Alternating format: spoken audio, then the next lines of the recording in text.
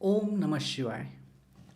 मैं खुशहाल ज्योतिष और वास्तु अभ्यासक सभी सब्सक्राइबर भाई बहनों को मेरा नमस्कार। आज मैं कन्या राशि 2026 के लिए वर्ष में होने वाली शुभ अशुभ घटनाओं का पूर्वानुमान सामान्य राशिफल के आधार पर सरल भाषा में समझाऊंगा। दोस्तों, वैसे देखा जाए तो गोचर ग्रहों का भविष्यफल चंद्र कुंडली से ही देखना चाहिए, परंतु सामान्य भविष्यफल में वैयक्तिक रूप से देखना असंभव है। आज हमारे लिए यह समझना महत्वपूर्ण है कि छठे भाव में राहु, सप्तम भाव में शनि, दशम भाव में वक्री गुरु सहित द्वादश भाव में केतु का गोचर अच्छे परिणाम देंगे या कुछ अशुभ घटनाओं का संकेत देने वाले हैं। मैं आपसे अनुरोध करता हूं कि कृपया वीडियो को अंत तक देखें, लाइक और सब्सक्राइब करें।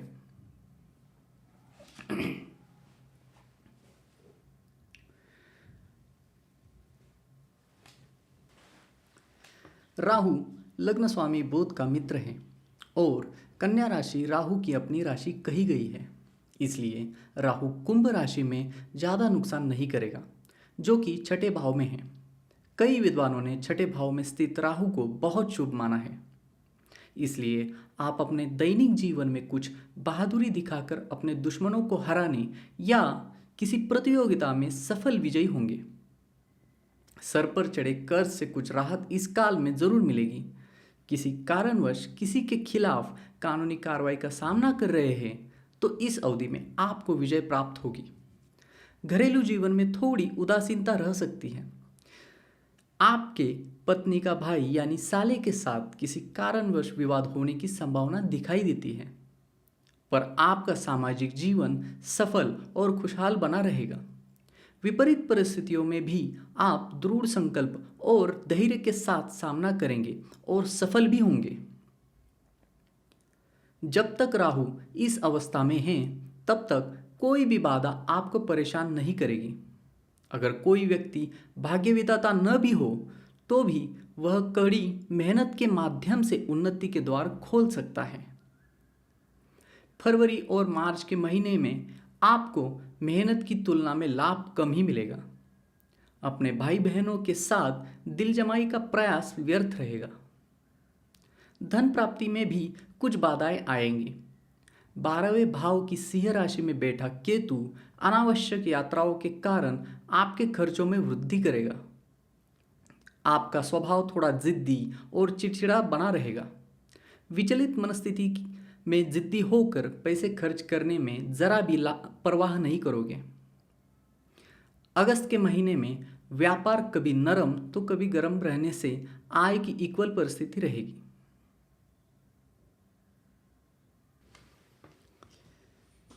कन्या लग्न में पंचमेश और षष्ठेश त्रिकोण का अधिपति शनि गोचरवश मीन राशि का होकर सप्तम भाव में स्थित होने के बावजूद यह शनि को षष्ठेश के दोषों से मुक्ति नहीं मिलती। आपको धन की बिल्कुल कमी महसूस नहीं होगी। वैवाहिक जीवन सुखी बना रहेगा। पत्नी एवं बच्चों का सुख अच्छा प्राप्त होगा। सप्तम भाव में बैठे शनि के कारण अन्य सुख संबंधों में कुछ कमी रहेगी। मार्च मध्य से अप्रैल महीने के मध्य तक खासतौर पर घर में कोई अविवाहित है तो विवाह में देरी या बाधाएं उत्पन्न होंगी। विवाहितों के लिए गृहस्थ सुख में बाधा और भौतिक सुख संसाधनों की प्राप्ति में संघर्ष बना रहेगा। कोई भी कार्य करने के शुरुआती में सफलता नहीं मिलेगी। इस दौरान आप धार्मिक, गुरु व ईश्वर के भक्त, परोपकारी तथा गरीबों व जरूरतमंदों की मदद करने में प्रसन्न रहेंगे। खट्टी मिट्टी परिस्थितियों में आपको अपनी पत्नी से सहयोग और खुशी मिलेगी। वैवाहिक जीवन में मतभेद चल रहे हो, पत्नी कुछ बीमार से पीड़ित हो या किसी के साथ व्यावसायिक या आपसी दुश्मनी रहते हुए भी पत्नी अपने मेहनती और ईमानदारी पति को खुशी और सहयोग देने का प्रयास करेगी। काम में व्यस्त रहने और पर्याप्त आराम न मिलने से बीमारी हो सकती है। अपनी पत्नी से बहुत प्यार और उसकी देखभाल अच्छी करेंगे, पर उसका प्रदर्शन करना कतई पसंद नहीं होगा।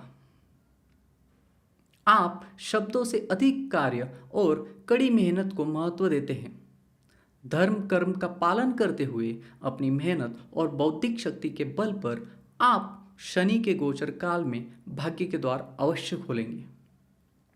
हालांकि कुछ बीमारी आपको परेशान कर सकती है। आपको अपने स्वास्थ्य का ध्यान रखना चाहिए। मकान, जमीन आदि से संबंधित मामलों में आपको परेशानी का सामना करना पड़ सकता है। माता का सुख और सहयोग कम ही प्राप्त होगा। हालांकि इस अवधि में आप सामाजिक रूप से प्रभावशाली और महत्वाकांक्षी व्यक्ति होंगे। समाज कार्य में भाग लेने से यश व सम्मान प्राप्त होगा।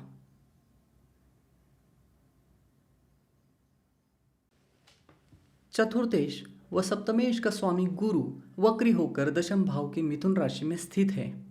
यह गुरु को केंद्राधिपति दोष लगता है।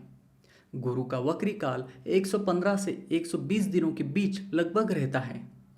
गुरु का गोचर जब सीधा होता है उस समय व्यक्ति में एक उच्च उद्देश्य की भावना पैदा हो सकती है, जो अंतर्निहित विकृतियों में इन्फ्लेक्शन को और बढ़ा देती है। जबकि गुरु की वक्री अवस्था में इसके उल्टा प्रभाव पैदा कर सकता है, जो आत्मा का संकुचन है, क्योंकि व्यक्ति अपने इच्छित परिणामों को प्राप्त करने के लिए अपने वातावरण पर भरोसा करने में असमर्थ महसूस करता है, जिससे उसके वर्तमान मामले सीधे प्रभावित होते हैं। जैसे जैसे बाह्य सहायता प्रणाली कम सार्थक होती जाती है और व्यक्ति की आंतरिक जागरूकता बढ़ती जाती है, तो यह स्थिति से हटकर आंतरिक सलाह लेने का सुझाव दे सकता है, बजाय इसके कि दबाव डाला जाए, उकसाया जाए, प्रोत्साहित किया जाए या हासिल करने के लिए दबाव डाला जाए। हानिकारक परिस्थितियों पर विजय पाने से व्यक्ति का मूल्य बढ़ता है, लेकिन असंभव को संभव बनाने का प्रयास करने से असफलता की भावना बढ़ती है। इसका मतलब यह नहीं है कि जब गुरु वक्री होता है तो व्यक्ति की इच्छा शक्ति कमजोर हो गई है। लक्ष्य कार्रवाई की ओर ले जाते हैं, वे आने वाली चीजों के लिए बीज बोते हैं, जबकि किसी का जानबूझकर बनाया गया लक्ष्य विफल हो जाए तो उसे खुद की ओर मुड़ना पड़ता है और यह पता लगाना पड़ता है कि ऐसा क्यों हुआ। इसलिए जब गुरु अपना वक्री चक्र पूरा कर लेता है तो व्यक्ति को सुखद आश्चर्य के साथ छिपे हुए आशीर्वाद मिल सकते हैं। अन्य राशि के दशम भाव में गुरु शुभ फलदायी कहा गया है, लेकिन कन्या राशि के दशम भाव में स्थित गुरु के बारे में ऋषि वशिष्ठ कहते हैं, दैन्यम गुरु शुभ कर्म भाजम। इसका मतलब साफ है कि गरीबी अच्छे कर्मों का शिक्षक होता है और गरीबी में गुरु अच्छे शुभ काम करवाता है या व्यक्ति स्वयं करता है। हालांकि कन्या राशि वाले व्यक्ति को पिछले 5 दिसंबर से मई के महीने तक व्यापार व्यवसाय में एकदम से प्रगति नहीं होगी। कर्ज का बोझ बढ़ सकता है और दैनिक खर्चों का प्रबंधन ठीक से नहीं हो पाएगा। इस अवधि में आपके पिता को आपकी कमाई का सुख नहीं मिलेगा। आपको अपने कार्य क्षेत्र में संघर्ष का सामना करना पड़ेगा। आपके द्वारा की गई विरोधी कार्रवाइयाँ आपके व्यक्तिगत विकास में बाधा उत्पन्न कर सकती हैं। कुछ हद तक आपकी प्रतिष्ठा को भी धूमिल कर सकती है। विशेषकर यदि कोई सरकारी कर्मचारी है तो वह रिश्वत लेते या बेईमानी करते हुए पकड़ा जा सकता है और उच्च अधिकारियों द्वारा उसे दंडित भी किया जा सकता है। आपको अपनी व्यावसायिक योजनाओं और लक्ष्यों को पुनः परिभाषित करना होगा तथा अपने करियर और दैनिक जीवन के लक्ष्यों पर पुनर्विचार करना होगा। गुरु के इस गोचर काल में आप सदैव ईश्वर की आराधना में तत्पर रहेंगे तथा दूसरों की मदद से आप शत्रुओं की परेशानी से मुक्त होंगे। परिवार के सदस्य सुख, धन और सौभाग्य का आनंद लेंगे। अप्रैल के मध्य से मई तक कन्या राशि वाले पुरुष व महिलाएं थोड़े रोमांटिक मूड में रहेंगे। इस महीने प्रेम संबंधों को सबसे महत्वपूर्ण मानते हुए वे सिर्फ प्रेम के लिए ही प्रेम करेंगे। कला, नृत्य और नाटक जैसे आयोजनों में रुचि बढ़ेगी। कभी कभी वे स्वयं कलाकार की भूमिका भी निभाएंगे।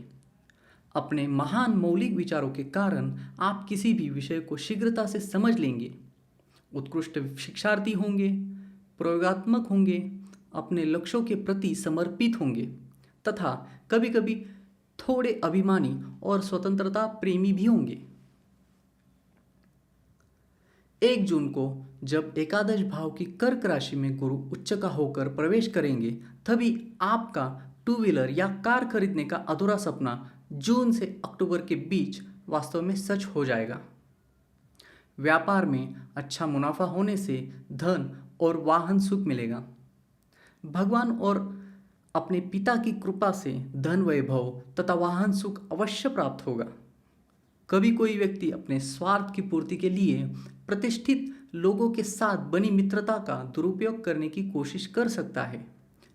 आपकी रुचि कला से अधिक विज्ञान में हो सकती है।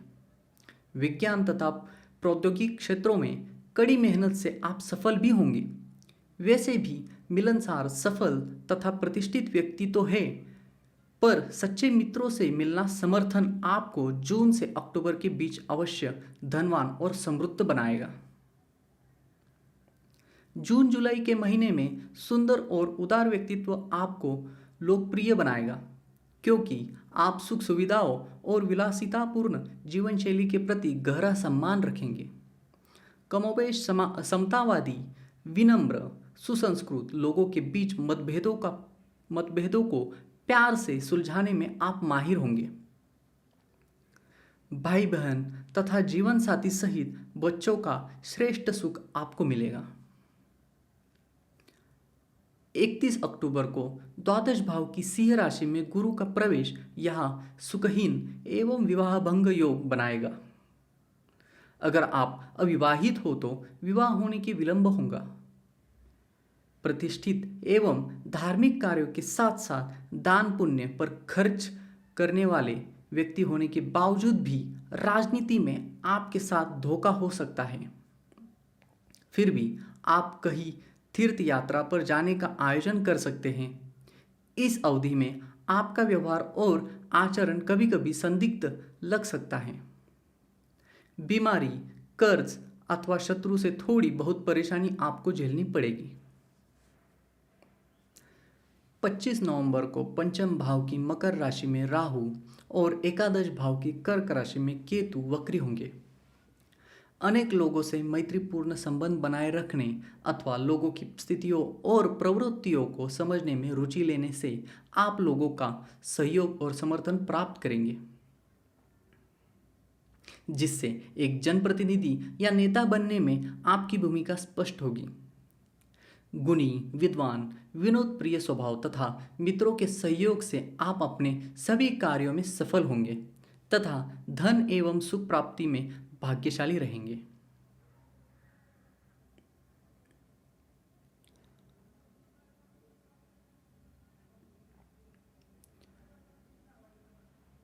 कन्या राशि वाले व्यक्ति के लिए हमेशा नामाक्षर के तहत कुछ बीमारियों की जानकारी सावधानी के लिए होनी चाहिए, जो मैं आपको आगे बता रहा हूं। अगर आपका नाम पे, टो, प, पी से शुरू होता है तो पित्त ज्वर, अस्थिभंग या सर्वांग पीड़ा, गला या गर्दन में सूजन, दिमागी उलझन, रक्तचाप, मूर्छा जैसी बीमारी जीवन में कभी परेशान कर सकती है। सावधानी के लिए हमेशा डॉक्टर की सलाह से चेकअप करना फायदेमंद होगा।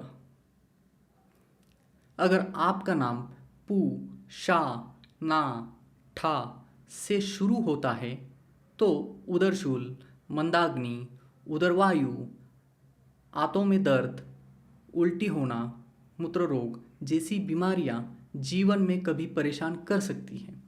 सावधानी के लिए हमेशा डॉक्टर की सलाह से चेकअप करना फायदेमंद होगा। अगर आपका नाम पे, पो, रा, री से शुरू होता है तो अल्सर, पित्त प्रकृति, पथरी जैसी बीमारी जीवन में कभी परेशान कर सकती है। सावधानी के लिए हमेशा डॉक्टर की सलाह से चेकअप करना फायदेमंद होगा। मैं आगे कुछ उपाय बता रहा हूँ। नियमित रूप से कोई भी एक उपाय श्रद्धा व भक्तिभाव से करने पर दैनिक जीवन में अवश्य लाभ होगा। बृहस्पति स्तोत्र का नित्य पाठ करें। गुरुवार के दिन दक्षिण दिशा की यात्रा न करें। हमारा यह वीडियो आपके काम आने वाला है, ऐसा लगता है तो प्लीज़ शेयर करो, लाइक करो और सब्सक्राइब करो। हमारे आने वाले नए वीडियो का नोटिफिकेशन पाने के लिए आइकॉन बेल को क्लिक करें। और भी अलग अलग वीडियो देखने के लिए नीचे डिस्क्रिप्शन बॉक्स में दिए गए लिंक पर क्लिक कीजिए। शिवम कल्याणम।